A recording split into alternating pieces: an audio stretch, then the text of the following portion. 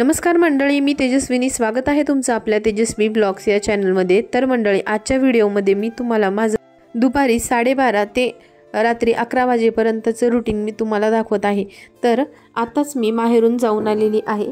तर आधीच्या व्हिडिओमध्ये तुम्ही बघितलंच होतं की माझं माहेर नाशिकचं आहे। तर नाशिक आणि भुसावळचं क्लायमेट खूप जास्त चेंज होतं, त्यामुळे मग मुलांची तब्येत थोडीशी नरम गरम आहे। तर त्यासाठी मग आज मी दुपारच्या जेवणामध्ये साधी अशी खिचडी बनवली होती, म्हणजेच दाल खिचडी। कुकर लावल्यानंतर मी घरामध्ये थोडीशी सफाई करायला काढली होती। आता तुम्ही बघत आहात की जसं बेडशीट वगैरे चेंज करून घेतलं आणि इकडे ना भयानक असं थंडी पडायला लागली आहे। गेले 2-3 दिवस खूप जास्त थंडी आहे, म्हणून मग आता ज्या आपण चादर वगैरे वापरत होतो त्या सगळ्या ठेवून दिल्या। तसेच दिवाळीसाठी मी सोफा कवर सुद्धा नवीन घेतले आहे। तर ते वेलवेटचे आहेत आणि मुलं खूप जास्त खराब करतात, मग परत ते धुतले तर ते खराब होतील, म्हणूनच मग दिवाळी झाली आहे आता, तर मग आता मी ते ठेवून दिले। आणि कारण फेस्टिवल्स असले तर तेव्हा ते कामात येतात टाकायला, मग तर आता मी वेगळे असे कवर टाकून घेतले। त्यानंतर दुपारी थोडासा आराम करून नंतर माझा स्वयंपाक वगैरे सुद्धा रेडी झालेला होता लवकरच, कारण मिस्टरांची नाईट शिफ्ट चालू आहे। तर त्यांचा टिफिन वगैरे सगळं रेडी होता आणि संध्याकाळी नंतर आम्ही मस्त असा चहा घेतला। तर मंडळी, आज देवदिवाळी आहे, त्यामुळे सगळीकडे आज पुन्हा दिवे लागणार आहे। तर त्याचमुळे मग आज मी तुळशीमध्ये सुद्धा दिवा लावून घेणार आहे आणि घरामध्ये दिवे लावून घेत आहे। तर तुलसी विवाह हा अतिशय पवित्र असा सण आहे आणि आजच्या दिवसापासूनच लग्नांना सुरुवात होणार आहे। तर मंडळी, इथे मी आधी दरवाजामध्ये आणि तुळशीमध्ये दिवा लावून घेतला आहे। तर माझं काय होतं ना की तुळशी दरवाजामध्ये ठेवली आहे, पण दरवाजाच्या साईडने खूप जास्त अंधार पडतो, त्याचमुळे मग तुळस जास्त तिथे जगत नाही। तर म्हणूनच मी काय केलं की तुळस जी आहे, जी ही दांडी दिसते तुम्हाला, त्याच्या बाहेरच्या साईडला काढून ठेवली आहे। म्हणजे जेव्हा मला असं काही सण वगैरे असतो किंवा दिवसभर मग मी ती आतल्या साईडला काढून घेते आणि नंतर तिला प्रकाश आणि सूर्यप्रकाश मिळण्यासाठी बाहेरच्या साईडला काढत असते, म्हणून ती अशी एक साईडला कललेली आहे। तर आता मी इथे तुळशी पुढे दिवा लावून घेतला आणि हळदी कुंकू व्हायला आहे। तर आमच्या इथे थोड्या दूरच्या अंतरावर तुलसी विवाह केला जातो, पण तिथे मुलांना घेऊन जाणं एकटीने शक्य होत नाही, कारण मिस्टर सुद्धा ड्युटीवर गेलेले आहेत आणि तुम्ही बघितलं आहे फॅक्टरीचा एरिया आहे, खूप जास्त अंधार होऊन जातो। तर संध्याकाळी मिस्टर ड्युटीला गेल्यानंतर मग आम्ही लवकरच जेवण आवरून घेतलं आणि त्यानंतर मग मी थंडीसाठी, म्हणजे आता विंटर सीझन सुरू होत आहे, तर ते सगळं आवरण्यासाठी काढलं होतं। म्हणजे बरेच दिवस झाले आता वस्तू या कॉटमध्ये ठेवलेल्या असतात, यांचा जास्त यूज होत नाही, तर हे वेगवेगळे स्वेटर असे काढले। तर आता बरेच स्वेटर जमा झालेले आहेत, तर जे आता कामात येत नाही किंवा जे लहान झालेले आहेत ते कोणी गरजू असतील तर त्यांना दिले जातील। तुमच्याकडे सुद्धा जर असे काही वस्तू असतील किंवा न यूज करणारे ब्लँकेट असतील किंवा स्वेटर असतील, तर ते कोणी गरीब आणि गरजू असतील तर त्यांना ते तुम्ही द्या, जे अशा गरीब लोकांना त्या गोष्टीचा यूज होईल। आणि आता खूप जास्त थंडी पडत आहे, तर असतील तर नक्कीच अशी मदत तुम्ही त्यांना करू शकतात। तर इथे तुम्ही बघा, आमच्याकडे इतके सगळे जमा झालेले आहेत आणि त्यातले जे लागणार नाही ते मी कोणाला तरी देऊन टाकेल।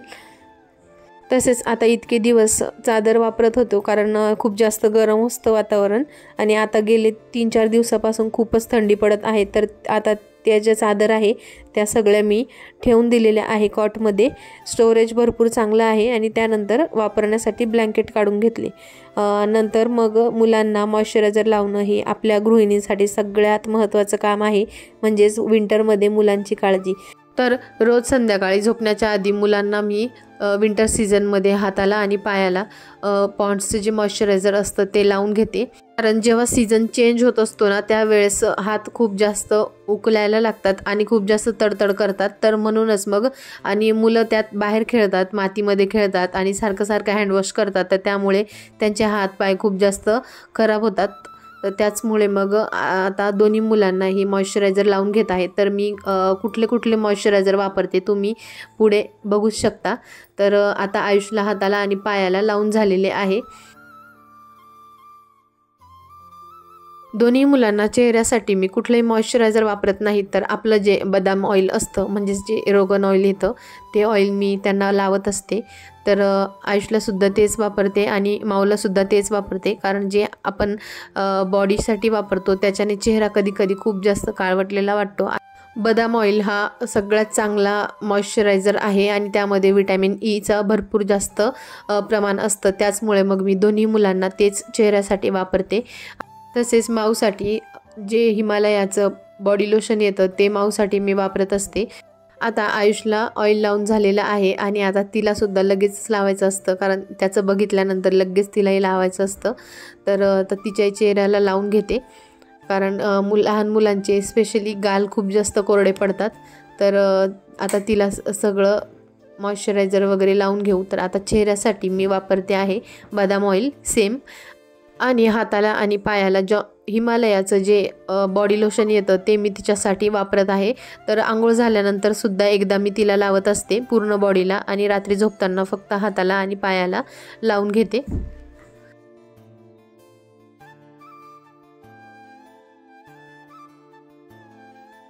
आणि त्यानंतर सर्वात महत्त्वाची स्टेप म्हणजे आपले तळपाय, कारण मुलं घरामध्ये खूप जास्त थंड असतं आणि तसंच इकडे तिकडे फिरत असतात, तसंच बऱ्याच वेळा बाहेरही जातात तर चप्पल घालायची विसरतात। तर अशा वेळेस पायांना खूप जास्त डर्ट लागलेली असते। तर रात्री झोपताना सगळ्यात आधी दोन्ही मुलांचे पाय धुवून घ्यायला सांगते, आणि त्याच्यानंतर मग जे आपल्या तळपायाला आपलं पॅराशूटचं जे तेल असतं त्याने मी मसाज करत असते, म्हणजे मुलांचे पाय कोरडे पडत नाही आणि मोठे झाल्यानंतर सुद्धा त्यांच्या पायावर नंतर ज्या भेगा वगैरे पडतात तर तसं काही होत नाही।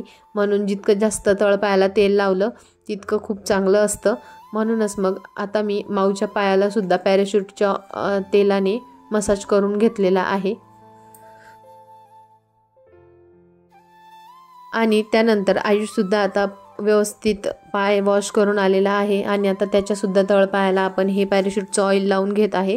त्याने काय होतं, शरीरातील उष्णता पण निघून जाते, आणि तळपाय जसं मी सांगितलं की तळपायाला भेगा वगैरे पडणे किंवा कोरडे पडणे अशा सगळ्या समस्या नंतर त्यांना उद्भवत नाही। तर मुलांना म्हणजे तळहात तळपाय या गोष्टींना थोडंसं मॉइश्चर ठेवणे गरजेचे असते, कारण आपण पूर्ण बॉडीची काळजी घेतो पण हे तळपाय आणि तळहात आपण परत परत वॉश करत असतो, तर त्यांनासुद्धा मॉइश्चराईज करायची गरज असते। म्हणूनच ही स्टेप खूप महत्त्वाची आहे। तर तुमच्या घरात लहान मुलं असतील तर हे तुम्ही नक्की करा। आणि आता शेवटची स्टेप ती म्हणजे आपले ओठसुद्धा खूप जास्त हिवाळ्यामध्ये लवकर खराब होतात आणि खूप जास्त ड्राय पडतात। तर अशा वेळेस ना मी मुलांसाठी कधी कधी आपलं जे लिप केअर येतं किंवा लिप बाम येतो ते सुद्धा वापरते, आणि कधी कधी जे आपलं घरचं जे तूप असतं ते सुद्धा वापरते, कारण तुपासारखं मॉइश्चरायझर कुठेही नाही। म्हणून मग ओठांना मी दोन्ही मुलांना तेच लावून घेते।